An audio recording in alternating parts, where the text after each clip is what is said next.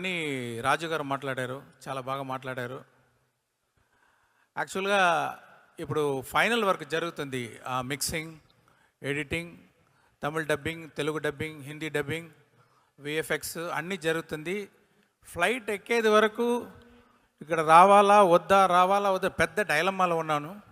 కానీ I don't want to miss meeting you all,